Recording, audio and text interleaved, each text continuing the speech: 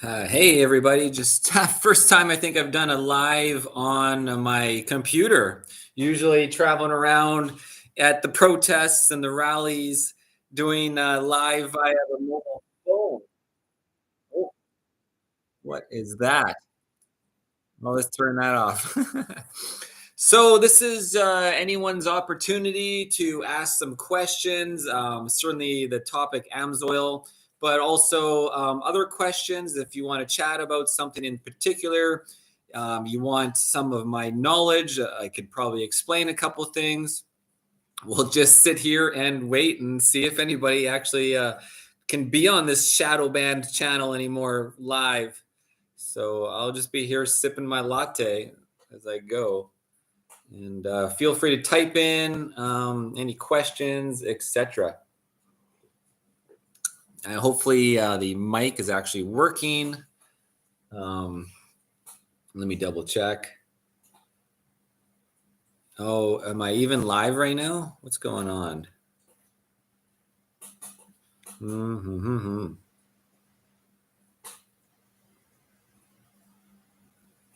Oh, there we go. Oh, there we go. Hey, double time, double time. There we go. Hey, double time. Okay, I'll turn that down now. Can we get JT out of the way or until when that may be? Justin Trudeau.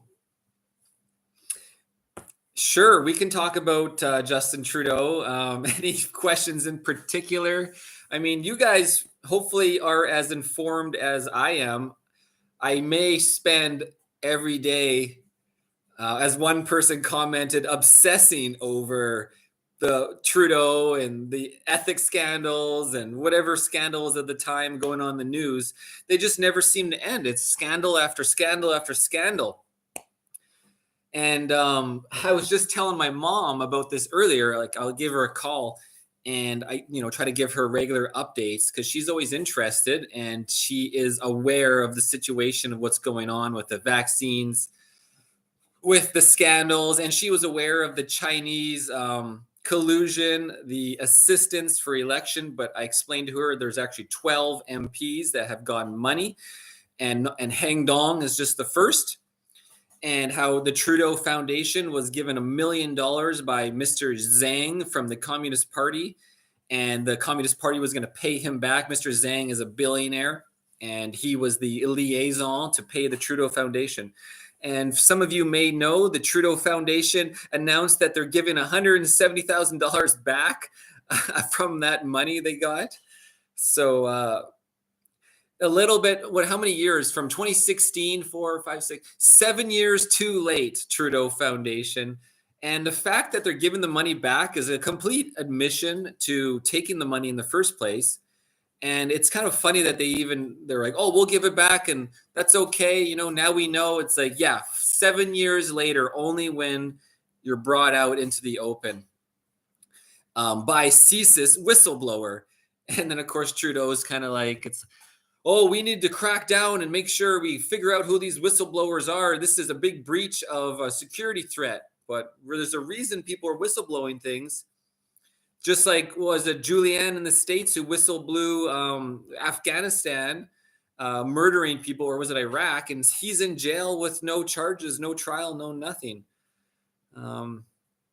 Anybody have any questions? Build back better, broke, not broken. Yes, Todd. Let's take it to the streets. Yes, finally, family.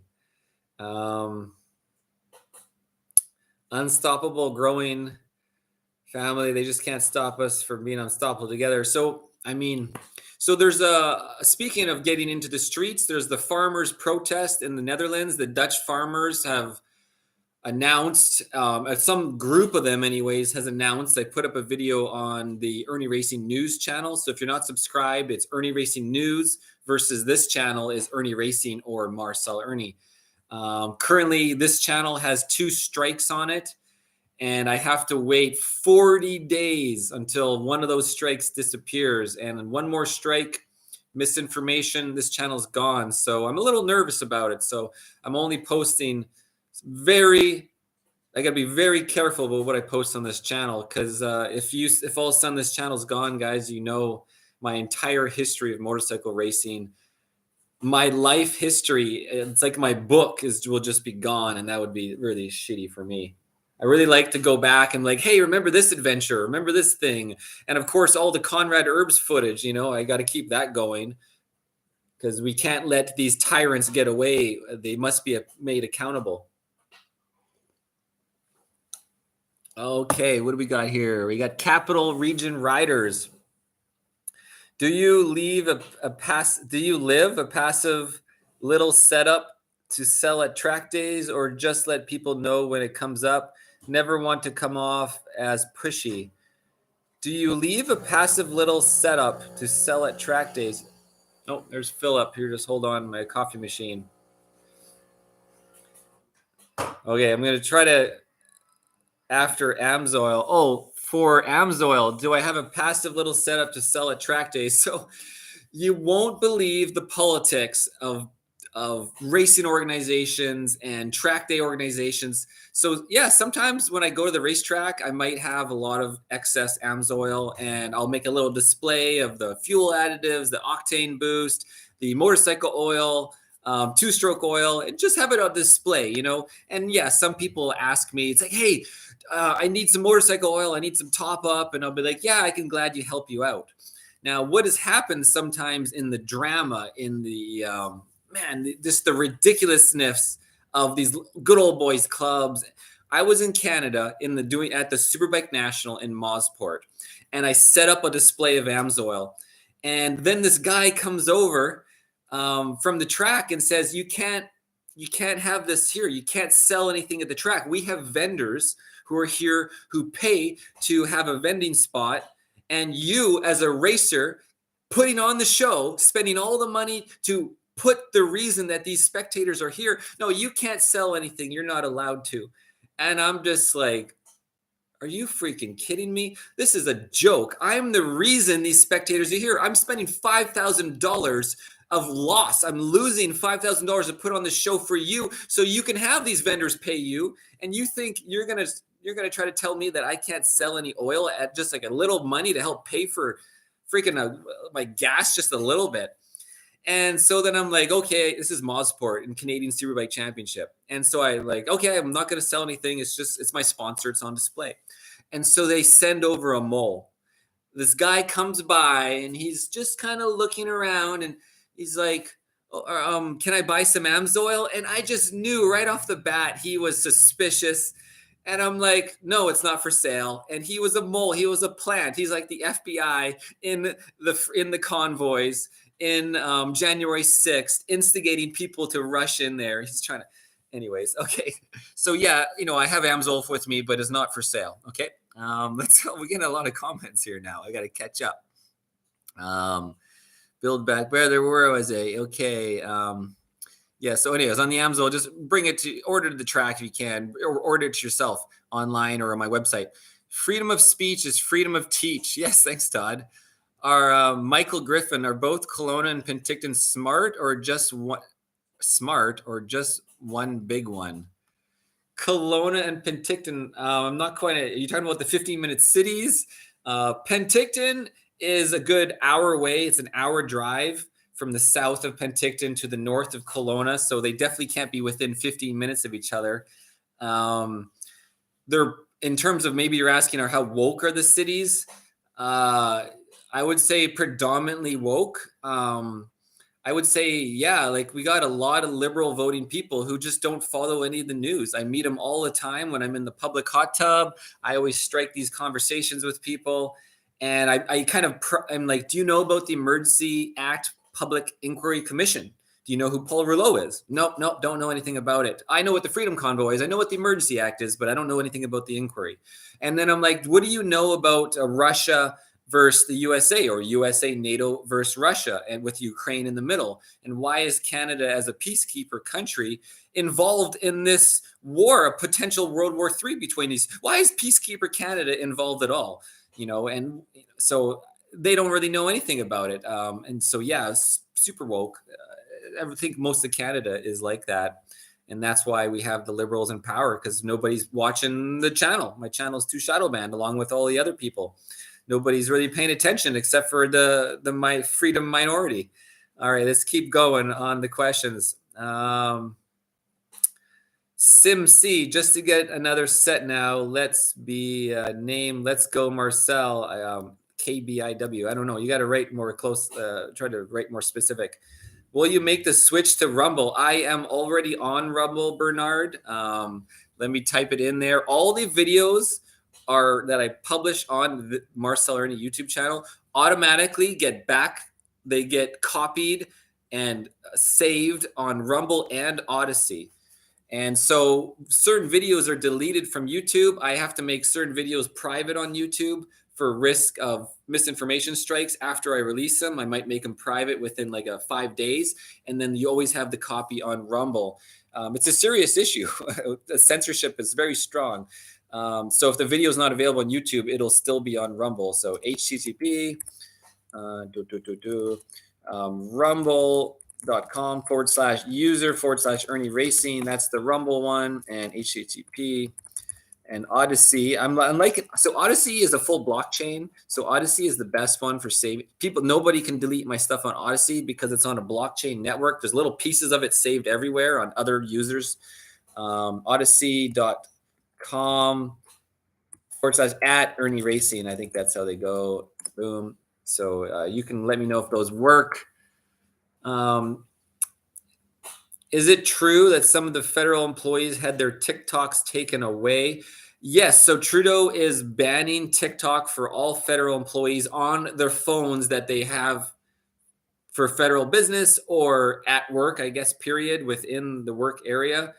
They can have a separate phone, a personal phone, certainly. But yeah, TikTok, I don't know if it's banned yet, but it's in the works. He's announced they're banning it for all federal employees. So they cannot have that app on their phone. So we don't really know too much about it. There was just an announcement a couple days ago about that. And also let me know if the audio is okay. Again, I've never actually used this system here on the computer. Not many AMSOIL questions, but I got my AMSOIL stainless steel mug. AMSOIL like subsidizes T-shirts and everything and things like that, so you can get them at like way cheaper prices than the regular stainless mugs. Sounds about right. Thank you. I appreciate you. I'm sure you have a heck of a schedule as usual, but if you are around New York Safety Track on May 25th, June 13th, July, August, or September, we would welcome you to come play for free on our private track days. Capital Region Rider. I do not plan on going east this year.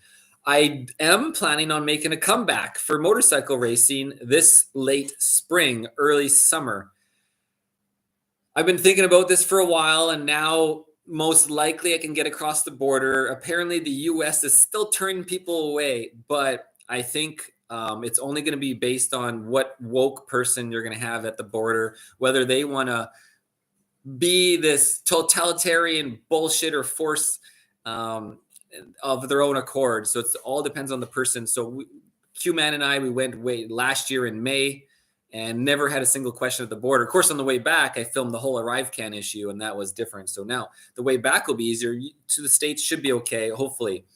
I need to go pick up some parts I mailed out there. So I got some new lowered and back foot pegs, 5 millimeters and 5 millimeters back dirt bike foot pegs. I got to go pick those up, so that'll help. But yeah, I'm thinking about a comeback. I think about where do I want to take my motorcycle. So the problem with racing in the States is due to what's going on with the insurance companies. I used to be able to pay like $400 a year for medical insurance that included specifically racing on track, racing activities, extreme sports activities. And now that insurance, the last time I looked, which was a year ago, was up to $1,500. So if I decide I want to race, I have to prepay $1,500 to have insurance for health medical in the States. And so that's a big premium. And I'm not sure about racing. I don't know what I want to do with my life now, and I really enjoyed dirt biking. Racing motorcycles is a lot of work. 16-hour work days every day for a month, and then you need to be training in the gym every day, but you can't do the mechanic work and the prep work and fit it all in, and then you're going to the track and you're not in very good physical shape because you've been working in the garage and on the computer so much and organizing. So I'm just not sure how it's going to go, but I'm going to go back and start with track days and teaching rider training. And I'm thinking in June, when the weather is good, I'll go down to Seattle and race at I'll go ride at do track days with Too Fast, Mark the Gross at Too Fast. And he has several track days that I can line up in a week and a half at Pacific Raceway, at the Ridge, and then Portland International Raceway. And so that'll be my warm up. And honestly, the Ridge and Pacific Raceway are some of my favorite tracks, and they're only 8 hours away, and fuel is really expensive. And I'll give that as a test and just see if I can still ride my super bike. I'm actually really hoping that I'm going to be better on my super bike once I get warmed up and my confidence back because of my dirt biking. You see, I never dirt biked the whole time I was racing super bikes. I stopped dirt biking because of fear of injuring myself. But now I'm gone really good on a dirt bike. I've gone from zero to a hero and back to zero a few times. And I feel like I'm really getting good control of drifting my dirt bike and sliding it. And when I sit on my dirt bike, I'm able to get my weight forward and control the push of the front end and of course the rear. And I feel that's really going to move over very well to street biking and be able to start pushing my bike and sliding the wheels and backing it in the corners. So I'm really excited to apply dirt biking to my street bike profession. And then, I'll try to book rider training in June at those 4 tracks, the Ridge, Pacific, and Portland. And I'm also thinking my friend Sam Verterico, who lives in Wenatchee, he and his girlfriend often go down to Lake Havasu for boating. So I'm thinking I might load up my dirt bike on the camper in May and drive down to Lake Havasu in Arizona and spend a month out there and just enjoy my one-wheeling around the town, dirt biking, and enjoy the boating with Sam and have a good time out there. So that's what I'm thinking. Okay, back to the questions, guys. And thank you for the invite, Capital Region Rider. What did you say? Insurance is killing a lot of Irish road racing. Yeah, I bet. Okay, back up. Michael, sorry, have you seen the 2030 map on smart cities? It shows from Vernon to Penticton as one zone. Okay, you were talking about the smart cities. Honestly, I haven't done too much research into the 15-minute cities. I've kind of let other people share that information. I just cannot keep up. Honestly, today and yesterday, I took a break from doing nonstop news. I wake up in the morning and the first thing I do in bed is turn on my phone and start looking at the news, what the announcements are, what the speeches are by Trudeau and Polyev and Maxine and whatever's going on in committees and then just news of whatever from Ukraine to Ohio. And then I get up and I start editing and I sit at the computer right here and I make my latte and I look out at the water and I just work, go to the gym. I'm on the bicycle. I'm working on my phone, editing video. So when I finally went dirt biking 2 days ago, and then after I'm just exhausted, and it's really depressing how my channel is completely shadow banned. So the videos aren't getting over. I'm getting 200, 500 views. Now I'm lucky to get 1,000 views. It's just getting worse and worse. Before I was shadow banned, and I could at least get 5,000 views. And of course, a long time ago, 50,000 views in 10 minutes. But yeah, I mean, really, we got 24 people in the chat here. We should have 5,000 in here if this was a year ago. Yeah, sorry. Silvermont, the TickTock banning comes from US order, I'd say. US order, I'd say. Yes, so the US has been on the TickTock banning before Canada. Yeah, certainly this NATO allegiance. NATO is the U.S. It's U.S. funding. It's U.S. missiles. It's U.S. direction. But there's this 30 countries that the NATO then can stipulate, and they're all have you noticed all the NATO countries are right on Russia's border? They've taken over that whole region next to Ukraine and Russia. Anyways, just such a, my 5:20 alarm's going off. I remember from the other day, I just never bother shutting the alarm off. Just, every day I know when it's 5:20. Okay, back to the questions. Terry, 512,018 kilometers on the O3 Rubicon AMSOIL signature is the way. Wow, that's an O3 Rubicon. What motor, Terry? Which engine? Is that the 3.5 liter, 6-cylinder? And so onto the AMSOIL topic is how often do you change your oil? Are you doing the full 15,000 miles or 24,000 kilometers? I guess it's kilometers for you per drain interval under severe service, or are you not doing severe service? Are you doing the 42,000 kilometer or 1 year drain interval? Or are you doing oil analysis and then not changing your oil every year, but going longer and then also tracking your wear levels on the spectrograph? So the nice thing about oil analysis is it's not only saying, hey, my viscosity is being maintained in the SAE 30 weight or 40 weight or 20 weight, whatever viscosity grade that you've chosen. But you get a spectrograph and parts per millions of your iron wear, your aluminum wear. You have little bits of silver in there. And then you have the additives, your phosphorus, zinc, and sulfur and calcium that are part of your oil's additive package that you need to maintain. Calcium keeps your motor clean. Calcium is used to clean your engine. Phosphorus, zinc, and sulfur are used for when you have metal-metal contact. They actually coat the surfaces of your cylinder and of your bearings. So when metal-to-metal contact does occur, they are there as a protective layer. And so you need to have high levels of zinc. And that's why there's a high zinc oils out there. AMSOIL's 1040 Premium is a high zinc oil. And then you have total base number, which the TBN neutralizes the acids that are developed by the process of combustion in your engine. And so very important for long drain intervals. So their diesel oil starts with 12 total base number. But then if you have a gasoline engine, maybe 8 total base number. And if you're in like a competitor oil that is for regular 5,000, 7,000 kilometer drain interval, they might start with 4 or 5 TBN and really save on the money investment. So my oil started at 12 total base number. And now after 65, maybe I'm almost at 70,000 miles in my LMM Duramax diesel. Now the total base number on my oil analysis was down to like 4, maybe 3.5. And when it actually reaches 2 or 1, then I need to be like, okay, I need to actually change the oil, because now I'm going to lose the ability to neutralize the acids in the oil. And then the acids will actually start to eat metals and take over and pit your engine.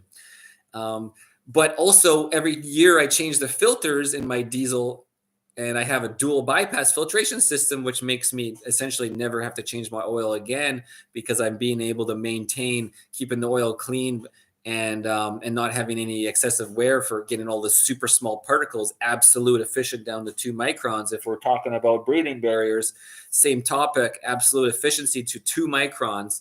Literally, it can stop almost, it can stop, and so having a bypass system, when the regular AMSOIL full flow filter is absolute efficient to 15 microns in most cases, absolute efficiency is 98.7% consistently. So you have just a possibility of that, 1 to 2% not included in absolute efficiency, which can be larger than that 2 microns or 15 microns from a flow filter. Now, there was an SAE study done in 1988 that proved direct correlation between engine wear and particle size. So the filtration efficiency of a filter is absolutely dire to removing those small molecules to reducing your engine wear.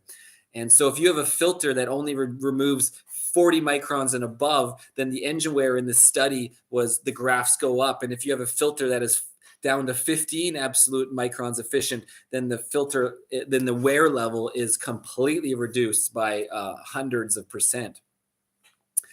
I'm just full of this information. So I don't even study AMSOIL too much or synthetic motor oil. I really kind of so busy on political news that I don't keep up with the brand new products. But all the research I'm telling you about was over the past decades, since I started researching synthetic motor oil in 2007 when I bought my street bike, my race bike, and I came across the mistruths about the industry, all the false marketing in the oil and synthetics industry. And that's what led me to essentially find AMSOIL and find an AMSOIL dealer.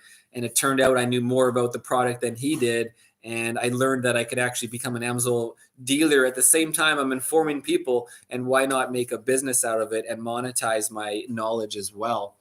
And so that's how it all came up for me. So if anybody else is really interested in this stuff, you absolutely shoot me an email or give me a phone call. My email is Irnieracing let me type it in there. IRNID. I can spell my last name at gmail.com. Shoot me an email if you're interested in getting products, selling product, being a dealer, being a rep, being a preferred customer. Just want to be involved in some capacity. And again, my main AMSOIL website is Lube Dealer. It's Irnieracing.shop. AMSOIL.com.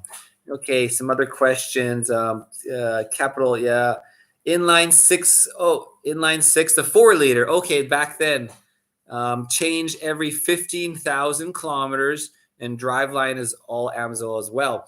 Yeah, and so on the drive, so like you said, the AMSOIL is warranted for severe service at 15,000 miles or 24,000 kilometers. So Terry could go longer. A lot of people don't actually do the full drain interval because it just seems so ridiculously long. And Terry, I recommend you give an oil analysis a try. You're at 512,000 kilometers on your vehicle. You should actually see what's going on with your engine. So it's not just checking on the oil, but it's also checking on the health of your engine. Do you have any glycol that's getting in your oil? Do you have any excessive wear of a certain metal? Is there what's your fuel dilution? And take an oil analysis at the 15,000 kilometers when you're actually going to drain your oil, so that it's easy. Just let the stream, pull your drain plug, let it stream out for a couple seconds, and then just grab a little sample midstream, and then you send it into Oil Analyzers Incorporated. They're like $35, $38, and then it costs you like $10 to ship it with Canada Post down to Edmonton, unless you're in the other ones in Mississauga in the east. And then you're going to get a health check of your vehicle, and you'll see that the AMSOIL is like, oh, it's got plenty of life, and they'll say you could have kept going. I recommend going another 7,000 miles or another 12,000 kilometers, and then you can start to do your full 24,000 kilometers with peace of mind, and you'll pay for that oil analysis over time. We got 20 people on here, 28 minutes in. All right. Any other questions, guys? Anybody else doing anything?